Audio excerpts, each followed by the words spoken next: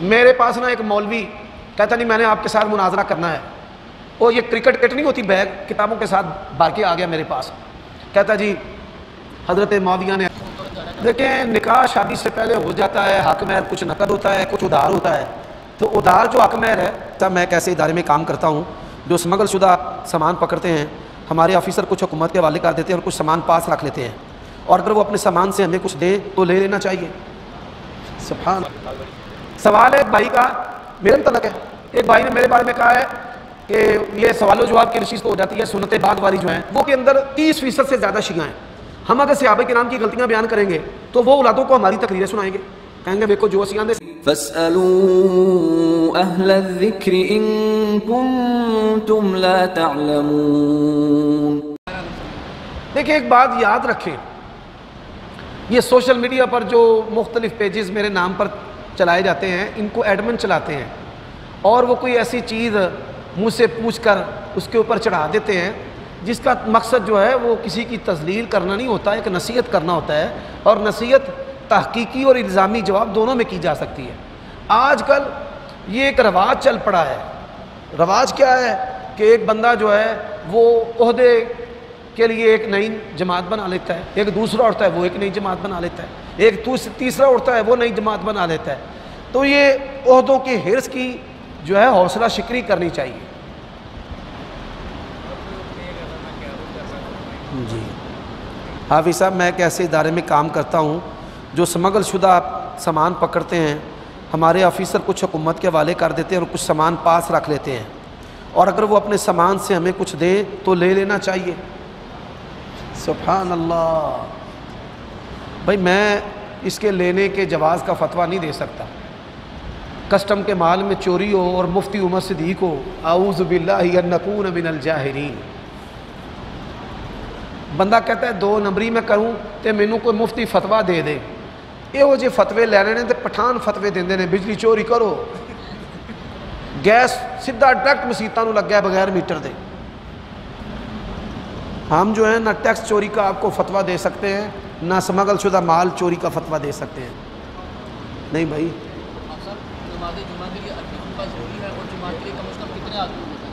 جماعت کے لیے 2 بندوں کی جماعت ہو جاتی ہے، اور عربی خطبہ رسول اللہ کے الفاظ ہیں، ان الفاظ کو پڑھنا یہ بہترین عمل ہے، اور خطبہ حاجہ اسلام کے اندر اس کی اہمیت یہ ہے، صحابہ کہتے ہیں ہمیں رسول اللہ ایسے خطبہ حاجہ سکھاتے تھے جیسے قرآن مجید کی کوئی سورت سکھاتے تھے۔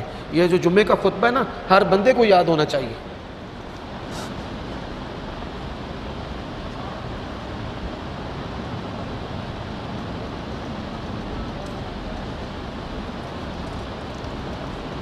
آپ کیا الگ پوچھ لیں جی۔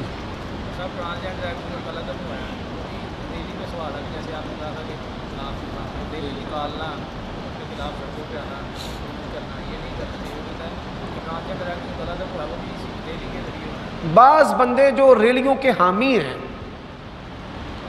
وہ ریلیوں کے فوائد بتاتے ہیں کہ جی ریلی سے یہ ہوا اور ریلی سے وہ ہوا، اور ٹرانسجینڈر ایکٹ ریلی، بھائی ریلی سے ٹرانسجینڈر ایکٹ کو کچھ نہیں ہوا، وفاقی شرعی عدالت نے اسے کل عدم کیا ہے۔ علماء کے بورڈ بنے ہوئے ہیں، علماء کے ادارے ہیں، اور اسی طرح یہ امن کمیٹیاں ہیں۔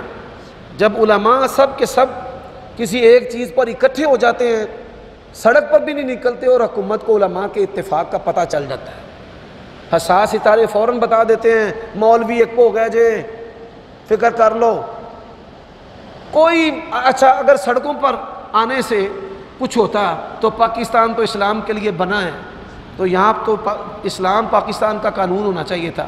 70 سالوں میں ہمارا عدالتی فوجداری نظام جو ہے وہ اسلامی نہیں ہو سکا، جس بنیاد پر ہم ہندوستان سے الگ ہوئے تھے۔ آج انڈیا کے مسلمان ہم سے پوچھتے ہیں کہ پاکستان میں آپ رہتے ہو، کیا فرق ہے انڈیا اور پاکستان میں رہنے میں؟ کہاں کا اسلام ہے پاکستان کے اندر اور کون سا اسلام ہے پاکستان کے اندر؟ اور پھر ہم ان کو کہتے ہیں کہ عالمی سازشوں کا پاکستان شکار ہو گیا، اور خواب شرمندہ تعبیر نہیں ہو سکا کہ جس مقصد کے لیے پاکستان بنا تھا، باہر کی قوتوں نے، نادیدہ قوتوں نے وہ قانون پاکستان کا حصہ نہیں بننے دیا۔ ریلیوں سے کچھ نہیں آتا. ریلیوں سے اگر آنے لگا تو اسلام نہ آ جاتا تب کا. سوال ہے عورتیں قبرستان جا سکتی ہیں؟ جی ہاں جا سکتی ہیں. کثرت سے نہیں جانا چاہیے، کبھی کبھار جانا چاہیے، موت سے عبرت حاصل کرنے کے لیے، نصیحت لینے کے لیے، ڈرنے کے لیے. صاحب بھائی کا سوال ہے کہ صبح شام کا اذکار نماز کے بعد بیٹھ کر پڑھنا ضروری ہے کہ چل پھر بھی پڑھ سکتے ہیں؟ صبح شام کے اذکار کے لیے بیٹھنا، مسجد میں رہنا ضروری نہیں، چلتے پھرتے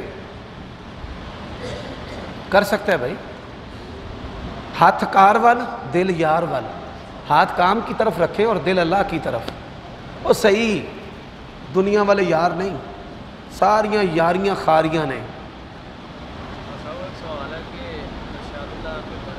کس کے؟ یار مولانا ارشاد اللہ قصری حافظہ اللہ صاحب الفضیلہ و تحقیق ہے. اللہ نے ان کو ہمارے تبصرے سے عرفہ رکھا ہے. اور محمد علی جیلمی کا فرقوں سے نہیں اختلاف، اس کا اسلام سے اختلاف ہے. اب دیکھیں نا کہ جب ایک عالم دین نے، میرا خیال قاری خلیل الرحمن جوید صاحب نے نا حدیث سنائی کہ رسول اللہ سے پوچھا گیا ہے کہ آپ سب سے بڑھ کر کس سے محبت کرتے ہیں، تو انہوں نے کہا عائشہ سے، اور مردوں میں سے فرمایا اس کے باپ سے.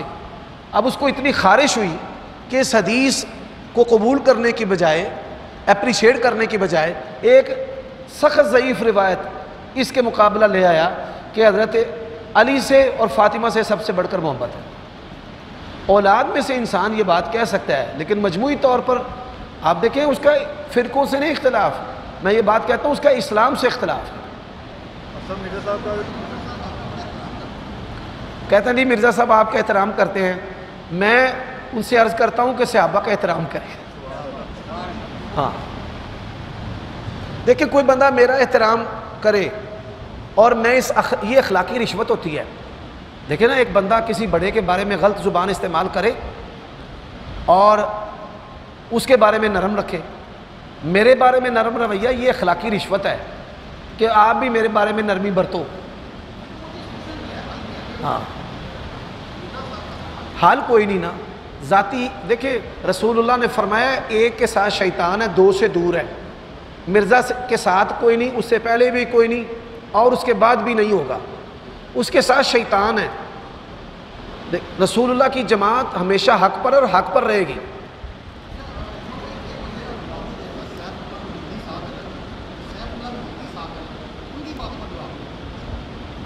ٹھیک، میں نے ان کو تفصیل سے نہیں سنا. ہاں ہاں ماشاء اللہ ماشاء اللہ تبارک ہوتا ہے ماشاء اللہ. اکثر مرزا صاحب کہتے ہیں کہ حدیث قرآن میں صحابہ کا نام نہیں لیا گیا، جب حدیث میں صحابہ کا نام لیا گیا آپ حدیث مانتے ہیں، تو حدیث میں صحابہ کی غلطیاں ہائی لائٹ کی گئی ہیں وہ کیوں نہیں مانتے؟ ایک بات یاد رکھیں، میں سوال کرتا ہوں، رسول اللہ صلی اللہ علیہ وسلم بھول گئے، انما انا بشر انسا کما تنسون. اب کافر جو ہیں رسول اللہ صلی اللہ علیہ وسلم کا بھولنا یہ توہین کے لیے استعمال کرتے ہیں. ہم کہتے ہیں رسول اللہ کا بھولنا یہ منصب نبوت اور رسالت کا ایک تقاضا ہے کہ آپ نہ بھولتے تو نہ بھولنے کے احکام آتے. سمجھ آئیے بات کی. اب اس واقعے کو رسول اللہ کی توہین کے لیے استعمال کیا جا سکتا ہے کہ کوئی بندہ نعوذ باللہ کہے تسی کہندے ہو کہ نبی تے وہی نال بولدا ہے تے اے تواڈے نبی نے نعوذ باللہ کی کیتا ہے، استغفر اللہ ثم استغفر اللہ. ایسے ہی صحابہ کرام سے غلطیاں نہ ہوتی، قرآن مجید کی آیات نازل ہو سکتی تھی. مثال 4 سپارہ لن تنالوا البر حتیٰ تنفقوا مما تحبون، صحابہ سے غلطی ہوئی، درجہ دوم کی کھجوریں صحابہ صفہ کو دے دی. اللہ نے قرآن کے اندر آیتیں نازل کر دی کہ نیکی تم ہرگز حاصل نہیں کر سکتے جب تک تم جو اپنے لیے پسند کرتے ہو وہ تم دوسرے کے لیے پسند نہ کرو، اللہ کی راہ میں خرچ نہ کرو. تو ہم یہ کہتے ہیں ان کی یہ خطائیں اللہ کی حکمت کا تقاضا ہیں کہ ان سے غلطیاں نہ ہوتی تو کبھی بھی رسول اللہ اصلاح نہ ان کی کرتے، تربیت نہ کرتے، قرآن کی آیات نہ آتی.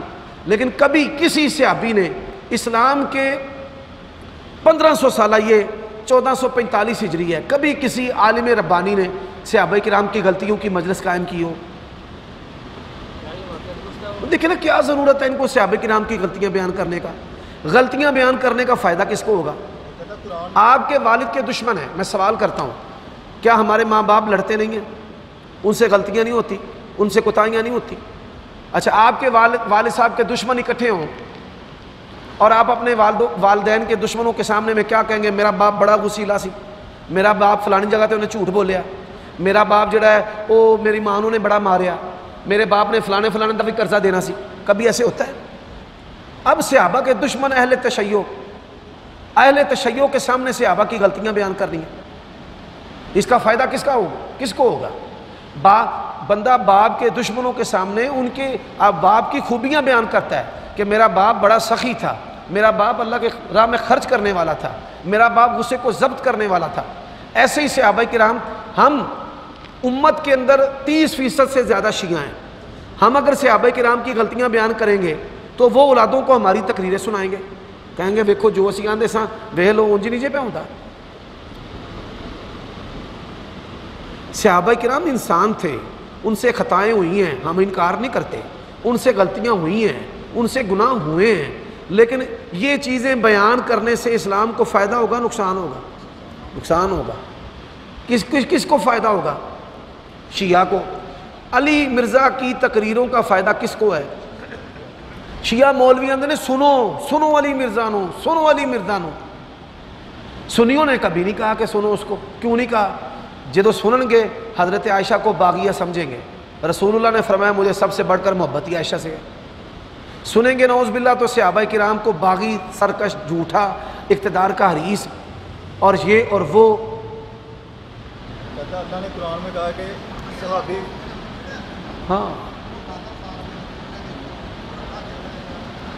ہاں یہ صحیح بات ہے آپ کی جی۔ بدری صحابی ابن بلتہ کے بارے میں کہتے ہیں کہ انہوں نے گستاخی کی نبی صلی اللہ علیہ وسلم کے ساتھ۔ حاتب بن ابی بلتہ جو ہے نا، دیکھیں اس کا فیصلہ رسول اللہ نے کرنا ہے گستاخی ہے یا نہیں ہے۔ غدر کا فیصلہ بھی رسول اللہ نے کرنا ہے۔ آپ صلی اللہ علیہ وسلم، اللہ تعالیٰ نے آپ کو یہ اختیار دیا ہے کہ رسول اللہ جس کی چاہے غلطی معاف کر دیں۔ کس نے اختیار دیا ہے؟ اللہ نے۔ فرمایا قتل کر دو، لائن میں آ گیا، ہاتھ پر بیعت کر لی، رسول اللہ نے معاف کر دیا۔ حاتب بن ابی بلتہ نے غدر کیا ہے، رسول اللہ نے معاف کر دیا۔ آپ کا شاتم تھا عبداللہ بن ابی منافق، رسول اللہ نے معاف کر دیا ہے۔ جمعے کے اندر سنا نہیں ہے اس نے کہا کہ ہم عزت والے، یہ ذلیل ہے۔ شاتم رسول کو رسول اللہ معاف کر سکتے ہیں، ہم نہیں کر سکتے۔ یہ آدھی بات کیوں بتاتے ہیں؟ مطلب کہ پہلی بات بتا دی تک معافی دے دی، اس کا حصہ نہیں بتاتے اور ہمارے دلوں میں اپنے مطلب کی باتیں لیتے ہیں یار، یہ ان کے باطل ہونے کا طریقہ کار ہے۔ اہل حدیث ایک منہج ہے، اہل حدیث طائفہ منصورہ ہے۔ کوئی اہل حدیث کے اندر آ جائے نا، نئی بات ڈالنے کی کوشش کرے، لوکی انہوں چوک کے ممبروں تھلے لا چھڑ دینے، آ جا تھلے۔ اپنے آپ کو لاکھ مرتبہ بھی کوئی اہل حدیث کہے لیکن ہمارے منہج کے خلاف چلے، اسے لوگ اہل حدیث قبول کرنے کے لیے تیار۔ اسحاق جالوی کہتا تھا میں اہل حدیث ہوں، اہل حدیث ہوں، کسی نے منیا انہوں اہل حدیث ہے؟ ایسا قرآن میں اللہ تعالیٰ نے کہا کہ صحابہ کرام 3 کیٹیگری کی ہیں، وہ بیان کرتا ہے کہ پہلے جو قرآن کے اندر کوئی کیٹاگری نہیں بنائی۔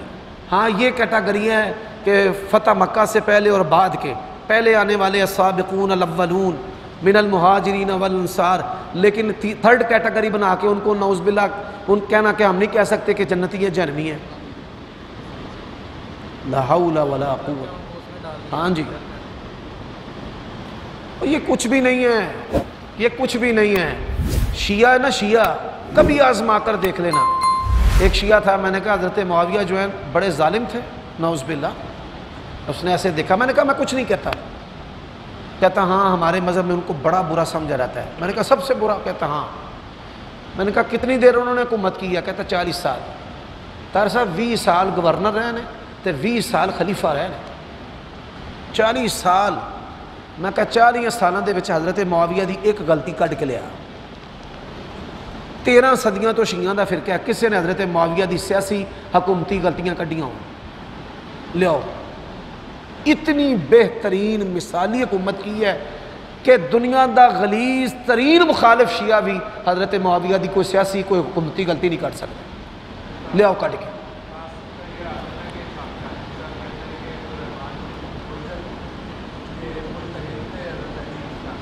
ہاں بس صحابہ نو داغدار کرو تو انہوں نے دشمنوں نو ہیرو بناؤ، ابن ملجم نو مجتہد بنا دو تے حضرت علی۔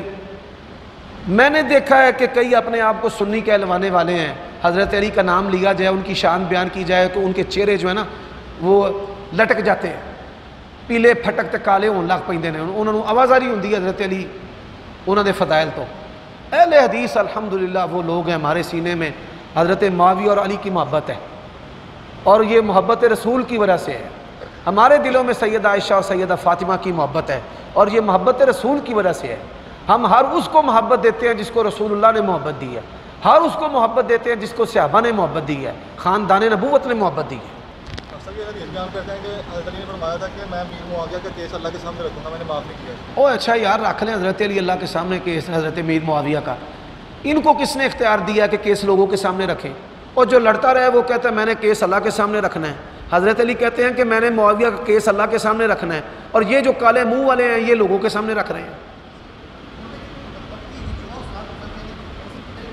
اب دیکھ، میرے پاس نا ایک مولوی کہتا نہیں میں نے آپ کے ساتھ مناظرہ کرنا ہے، اور یہ کرکٹ کٹ نہیں ہوتی بیگ کتابوں کے ساتھ بھر کے آ گیا میرے پاس، کہتا جی حضرت معاویہ نے ایسے کیا ویسے کیا، ساتھ ساتھ کہ میری سن لینا۔ میں نے سنی، بات لینا خاص تھا، کیونکہ جو ڈاکٹر ہے اس کو کئی دفعہ علاج کی غرض سے مریض کی شرمگاہ بھی دیکھنا پڑتی ہے، تو بات لینا خاص تھا جو ہے نا، میں اس کی بات سنتا رہا۔ میں نے جب اس نے بات کر لی، میں نے کہا میں آپ سے بات پوچھنا چاہتا ہوں، دو بندوں کے درمیان لڑائی ہو اور بندہ جو ہے بڑا باغی ہو، بڑا برا ہو، میں آپ کی بات ہی مان لیتا ہوں۔ اچھا حضرت حسن نے ایسے برے بندے کے ہاتھ پر بیعت کیوں کی، صلح کیوں کی؟ ایک تو اس کا جواب دو مجھے۔ دوجی گل میں کہ صلح تو بعد جڑا بندہ لڑائی دی گل کردا ہے انہوں ساڈے ہاں کی آندے نے؟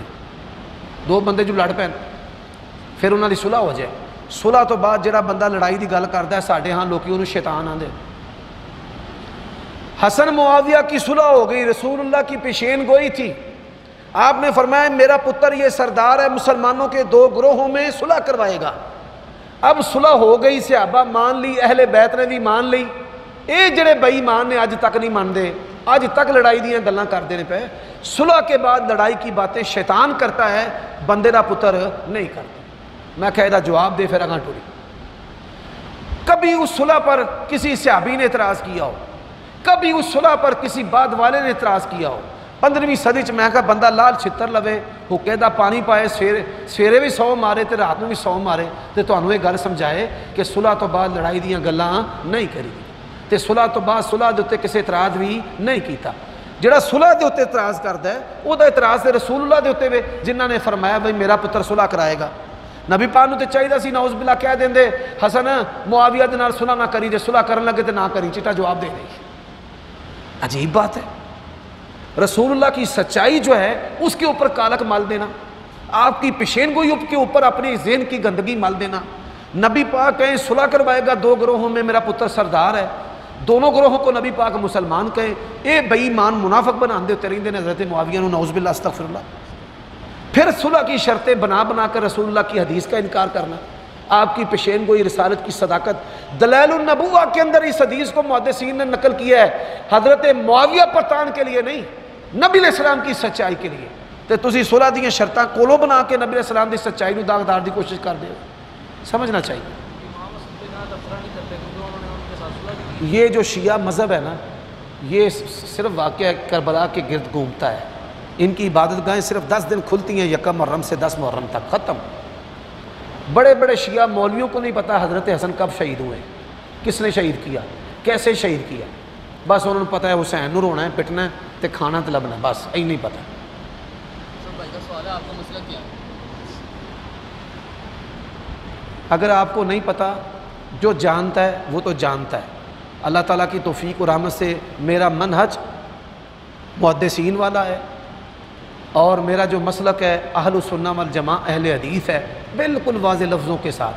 کوئی بندہ آکھے جی میں بڑا لبرل ہے تو میں مسلمان ہاں، بھائی مسلمانوں کے 72 گروہ ہیں، کتنے گروہ ہیں؟ 72۔ ان 72 گروہوں میں میرا تعلق اہل تشیع کے مقابلہ میں اہل السنہ کے ساتھ ہے، اور اہل السنہ کے مقابلہ میں میرا تعلق جو ہے وہ اہل حدیث کے ساتھ ہے۔ لیکن اب ایک شیعہ ایک سنی ہے، میں سنی ہوں، اور پھر سنیوں کے گروہ ہیں شافعی، مالکی، حنبلی، حنفی، دیوبندی، بریلوی، یہ سنیوں کے گروہ ہیں نا۔ بریلوی بھی خلافت راشدہ کو مانتے ہیں، دیوبندی بھی مانتے ہیں۔ حنفیوں کے مقابلے میں میں اہل حدیث ہوں۔ واضح بات ہے، جو جانتا ہے وہ جانتا ہے، جو نہیں جانتا تو وہ آج کی ریکارڈنگ میں جان لے۔ مطلب آج کل شادی سے 2-3 سال پہلے نکاح ہو جاتا ہے، اور غیر مجرم اپنا اگر 50,000 اور مجرم 5 لاکھ ہو، تو جب نکاح ہو رہا ہو تو غیر مجرم کو تب دینا ہے یا اس کی عورت جا رہا ہے؟ دیکھیں نکاح شادی سے پہلے ہو جاتا ہے، حق مہر کچھ نقد ہوتا ہے، کچھ ادھار ہوتا ہے. تو ادھار جو حق مہر ہے وہ دیے بغیر میاں بیوی کا آپس میں جنسی تعلق قائم ہو سکتا ہے. اگر کوئی بندہ حق مہر کے بغیر بھی نکاح کر دے تو نکاح ہو جاتا ہے، اور اس نکاح کے بعد ہم بستری جو ہے وہ درست اور جائز ہے. اور جو حق مہر ہے وہ مثل حق مہر دیا جائے گا کہ اس خاندان کی اکثر عورتوں کا جو حق مہر ہے اس کے برابر. مطلب کہ آپ جادو کا توڑ کرتے ہیں؟ سوال ہے جادو کا توڑ مجھ پر ہو تو میں اس کا علاج کرتا ہوں. بعض دفعہ کفار اور جو غالب بدعتی ہیں وہ جادو کر دیتے ہیں اور اس کے اثرات جو ہیں وہ شخصیت پر، بندے کی طبیعت پر معلوم ہوتے ہیں. تو میں اپنے اوپر جو کیا ہوا جادو ہے اس کو توڑ لیتا ہوں، لوگوں کو بتا دیتا ہوں. باقی تنتر منتر عامل شامل میں کوئی نہیں پائی. مینوں صاحب لانا نہیں ہوتا، صاحب لایا جے میں نہیں لا سکتا. صاحب تیرا اللہ ہی صاحب لائے گا، صاحب اللہ ہی لائے گا تیرا. ایک بھائی کہہ رہے ہیں کہ ہم انڈیا سے آپ کو سنتے ہیں، آپ سے گزارش ہے کہ برائے مہربانی اردو کے علاوہ کسی زبان میں بات نہیں کیا کریں، ہمیں سمجھ نہیں آتا. وہ کہتے ہیں کہ ہم انڈیا سے آپ کو سنتے ہیں، آپ اردو زبان میں بات کیا کریں.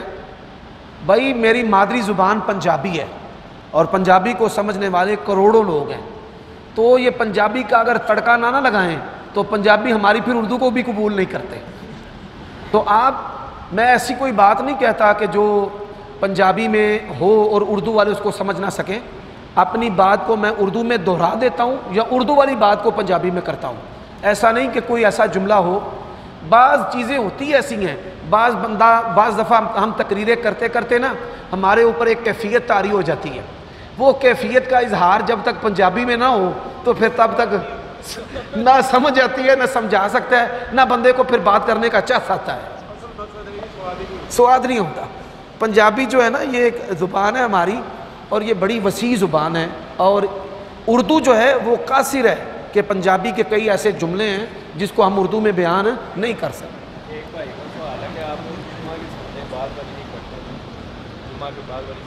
سوال ہے ایک بھائی کا میرے متعلق ہے.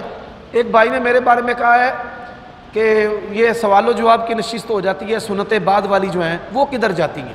الحمدللہ جو جانتے ہیں وہ بخوبی جانتے ہیں کہ میں ادا کرتا ہوں، اور جو نہیں جانتے ان کو بتا دیتا ہوں. اللہ تعالیٰ کے فضل و کرم سے میرا طریقہ کار ہے کہ میں نبی علیہ السلام کی سنت کے مطابق اپنے گھر میں سنتیں ادا کرتا ہوں. اور صرف یہ عمل مجھ میں نہیں ہے، میرے بچے جو ہیں الحمدللہ گھر سے جب بھی مسجد میں آتے ہیں باوضو آتے ہیں. میں جب بھی اپنے گھر سے مسجد میں آتا ہوں میں نے مسجد میں کبھی وضو نہیں کیا الا کہ کبھی ٹوٹ جائے. اور سنتیں پہلی اور بعد والی جو ہیں الحمدللہ اپنے گھر میں ادا کرتے ہیں. اس کا مقصد کیا ہے؟ رسول اللہ کا فرمان ہے اپنے گھر میں نماز کا حصہ رکھ. ٹھیک ہے، تو گھر میں اگر ہم نماز نہ پڑھیں تو پھر شیطان جو ہے اس کی شرارتیں گھروں میں نظر آتی ہیں. تو اس کے علاج کے لیے گھر میں ہم سنت نوافل ادا کرتے ہیں. رسول اللہ نے جمعے کی سنتیں اپنے گھر میں بھی ادا کی ہیں، یہ آپ کی سنت ہے. نہیں میں پھر بھی پڑھتا ہوں. نبی علیہ السلام نے ظہر کی سنت عصر کے بعد پڑھی ہے، میں الحمدللہ پھر بھی پڑھتا ہوں. اذان کے بعد بھی پڑھتا ہوں. یہ میرا معمول ہے. جو کئی بندے میرے ساتھ یہاں سے جاتے ہیں ان کو پتہ ہے. جس کے لیے وہ باتیں کرتے ہیں، ایک بات یاد رکھیں، مولویوں کی اولادیں اکثر بے نماز ہوتی ہیں. اس کا سبب کیا ہے کہ مولوی اپنے گھروں میں نماز نہیں پڑھتے. نماز کا تعلق جو ہے وہ کاروباری ہو گیا ہے، ٹریڈیشنل ہو گیا ہے. تنخواہ لینی ہے پڑھانی ہے، تنخواہ نہیں لینی تو پڑھانی بھی. میں پڑھاتا ہوں لیکن الحمدللہ میں کوئی تنخواہ نہیں لیتا. بھائی کہہ رہے ہیں کہ میں یہاں سعودی عرب میں نیا آیا ہوں اور ہم نئے اہل حدیث میں ہیں. تو علماء کرام کو یہاں دیکھ کے نماز پڑھتے ہیں کہ لوگ اعتراض کرتے ہیں کہ تہجد میں بیٹھنے کے وقت ہاتھ پہلے زمین میں رکھنے چاہیے یا گھٹنے میں. تو جو مسئلہ حدیث ہے اس کے مبارک کے ساتھ رہنمائی کرتے ہیں. یہ سجدے میں جاتے ہوئے ہاتھ جو ہیں اٹھتے اور جاتے. بعض علماء کہتے ہیں کہ گھٹنے پہلے اور ہاتھ بعد میں. ہم مضبوط دلیل جو ہے وہ ہاتھ والی ہے اس کو سمجھتے ہیں اور اسی پر ہمارا عمل ہے. حنبلی علماء دونوں طریقوں کو اختیار کرتے ہیں. وہ کہتے ہیں جیسے آپ کی جسم کو سہولت ہے اٹھنے بیٹھنے میں ویسے کر لیں، لیکن ہم سمجھتے ہیں کہ راجح اور مضبوط دلیل ہاتھ لگانا، اس کے ساتھ اٹھنا بیٹھنا یہی درست ہے. بعض بندے جو ہے نا ان کی بڑی پریکٹس ہو جاتی ہے، لیکن بڑھیپے میں آ کر حنفی لوگ بھی عاجز ہو جاتے ہیں، ان بیچاروں کو پھر ہاتھ لگانا پڑتا ہے. کچھ سنتیں حدیثیں ایسی ہیں کہ وہ اپنے آپ کو بندوں سے منوا لیتی ہیں، ساری زندگی مخالفت کرتے رہتے ہیں، ہاتھ نہیں لگانا نہیں لگانا. اکثر جو تبلیغی جماعت میں بوڑھے ہوتے ہیں بیچاروں کو ہاتھ لگانے پڑتے ہیں. اونٹ والی جو روایت ہے نا اس کی کیفیت میں بڑی بحث ہے. بحث یہ ہے اونٹ کے اگلے ہاتھ ہیں یا پچھلے ہاتھ ہیں، اگلے پہلے لگاتا ہے کہ پچھلے پہلے لگاتا ہے. وہ یہی اس میں بھی بحث ہے نا.